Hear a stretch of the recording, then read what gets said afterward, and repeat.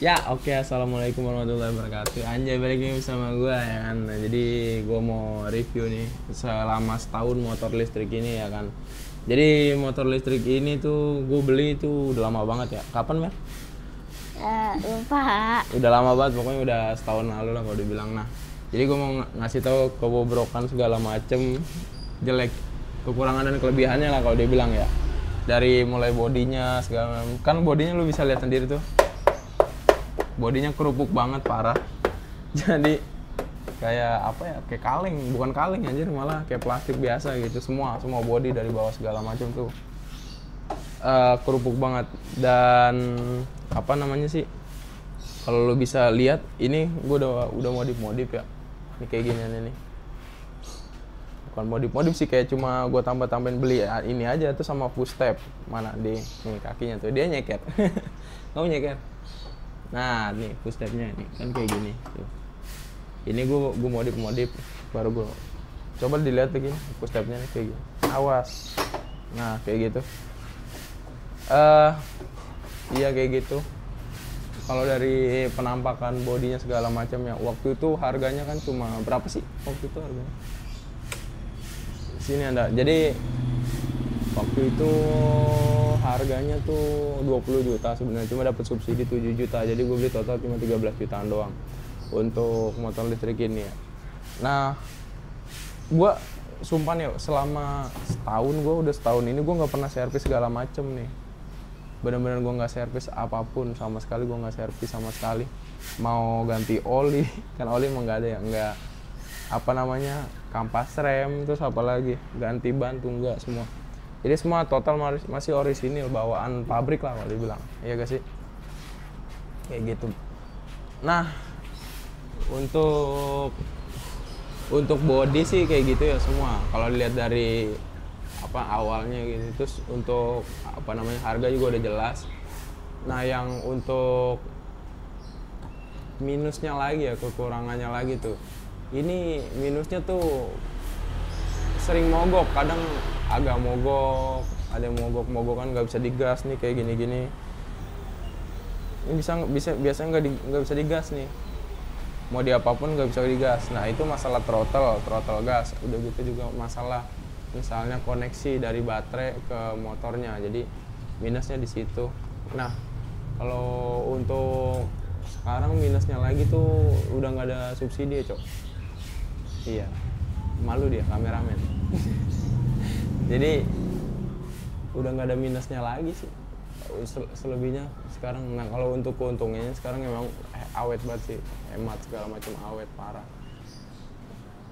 Kalau apa namanya, untuk masalah kuota segala macam kan harganya cuma berapa ya, 70.000 buat 400 km, murah banget, worth it banget kalau dibeli. Nah, kalau sekarang beli dengan harga 20 juta menurut gue masih nggak worth it, karena kemahalan. Mending lu beli motor Beat lah, bisa pakai jauh. Ini kan nggak bisa pakai jauh, cuma deket-deket, jarang deket doang. Itu sih keluh kesah gue selama pemakaian ini. Selama ini aman-aman aja, cuma emang motor sering modar aja gitu, sering mati segala macem ya kalau motor ini. Terus keuntungannya apalagi keuntungannya? Keuntungannya sebenarnya hemat awet aja sih kalau gue bilang motor listrik ini. Ya gak, Mel? Nah, apa lagi ya untuk nggak ada lagi sih. Nah, oh ya, gue ntar bakalan ngeliatin minusnya lagi nih di baterai. Kita buka si motor ini di baterainya. Ya, sekarang gue mau buka nih baterainya segala macam ya. Udah. Nah, coba di zoom nih baterainya nih. Jadi emang baterainya kampret begini nih ya. Nah, ini baterainya dicoret-coret. Ini di sini tuh ada tulisannya Rijal memang kampret Rijal ya. Ini nggak bisa hilang nih kayak gini nih, parah banget nih. Udah keras, Cok, udah bener-bener fatal. Nah, ini di tip X sama dia. It's me mayit nih, udah meninggal mayit soalnya.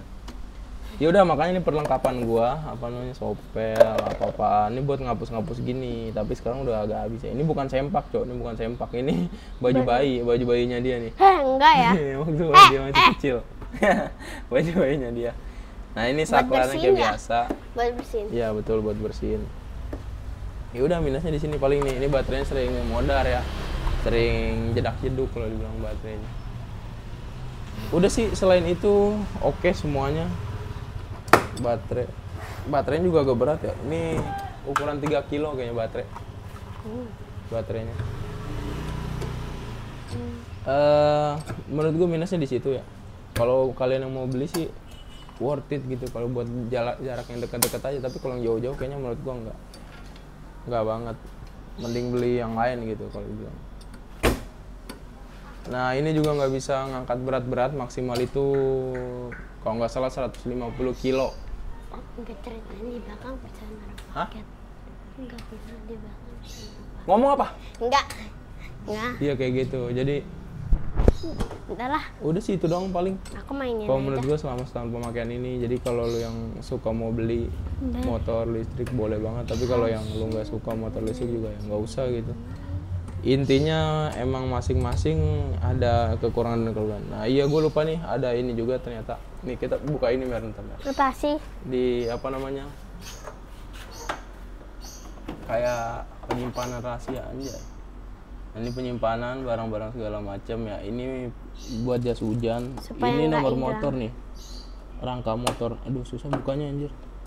Pokoknya bisa dibuka, gue nggak bisa bukanya, keras nih kalau gini.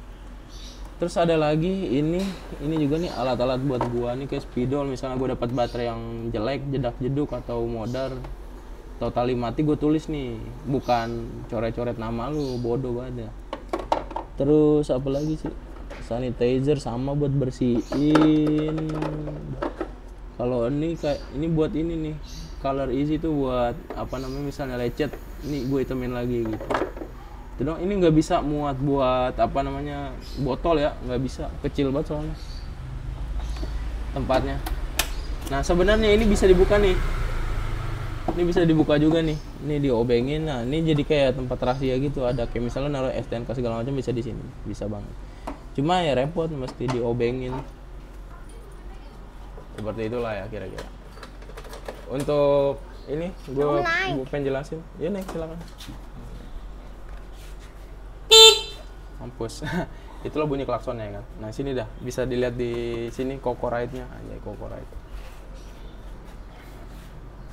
Ini gue jelasin semua ya, mau kekurangan dan kelebihannya. Ini kita gas nih. Ini kan mati nih, kalau P itu dipencet ini dulu. Kayak parking dia, kayak mobil, keren sih menurut gua. Nah ini nih, ini level 1 kayak gigi 1, gigi 2, gigi 3. Ini gigi 1, coba lihat sampai lihat ininya juga. Ini misalnya gue pencet gigi 1 nih, ya kan. Ini gue gas, mentok sampai berapa tuh? 45 km. Jadi ini motor nggak bisa kenceng dan nggak bisa perjalanan jauh. Tuh. Ini gigi 1. Terus gigi 2 nih. Ntar coba gigi 2. Yang tengah. Ya, bisa gak? Aduh. susah. Begitu pelan makanya jangan kasar jadi orang. Nah, ini yang 2, gigi 2. Coba gas. Sampai berapa aja? Kekuatannya tuh sampai 56 ya. Sampai 56. Ini normal namanya. Tadi kan eco, ini sekarang normal tuh ada tulisannya. Dan yang terakhir coba pencet ke gigi 3. Kayak motor gigi tapi motor metik. Mentok di 67. Karena gua baterainya masih yang 60 volt. Kalau lu udah upgrade baterai yang udah tertinggi 72 volt, ini bisa sampai 76 juga. Pencet coba gas lagi. Sampai full lagi.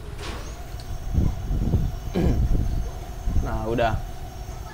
Nah intinya, nah itu kan tadi kilometer yang gue jelasin ya kan. Ini kayak biasa sama lampu, ngerti semua. Ini throttle, misalnya lu ada problem di gas, ya kan. Misalnya lu ada problem di gas nih, ini lu pencet ini nih, throttle gas nih, yang kecil ini. Kalau untuk sebelah sini tuh lampu kayak biasa, lampu apa sih namanya, lampu bawah, lampu atas nih kayak gini. Lampu sorot ya, ini sen kayak biasa tuh ada lampu sennya. Terus ini klakson tadi udah. Ini R tuh buat mundur. Jadi kalau mundur lu bisa pencet ini sambil ngegas. Tuh. Aku tahu. Jalan kilometernya tetap. Tuh, cuma 5 km doang, nggak kenceng. Nah, untuk mode-mode yang di atas ini kayak 4G udah ada pakai sinyal semuanya, dicek. Ini jam kayak biasa, udah ada jamnya. Ini apa sih ini, mode lampu. Ini kilometer, ini baterainya berapa persen. Nah, ini baterai kan 62%, bisa berjalan sampai 37 km itu. baterainya. Nah ini gue udah jauh banget nih, udah 6.000 kilometer perjalanan selama gue pemakaian. Jadi kayak gitu doang penjelasan gue untuk selama pemakaian setahun gini. Worth it apa enggak? Worth it kalau lu banyak swap station dekat rumah lu. Kalau lu punya home charging nggak masalah, lu bisa ngecas. Cuma minusnya 3 jam ngecas lu lama banget. Mending cari yang ada swap stationnya gitu, sekali nuker udah langsung bisa bawa jalan, gak usah nunggu berjam-jam. Enaknya juga gue sumpah setahun gue nggak servis motor, jadi enak banget. Dan gue 70.000 bisa sampai sebulan kalau jarang pemakaian. Tapi kalau sering pemakaian paling 70.000 tuh cuma buat 2 minggu lah, maksimal 2 minggu 3 mingguan kayak gitu. Ya gitu aja sih info dari gue. Thank you banget udah menonton ya. Gue sama ini namanya Unyil. Siapa namanya? Udah, aku nggak mau kasih tahu. Udah dulu. Udah.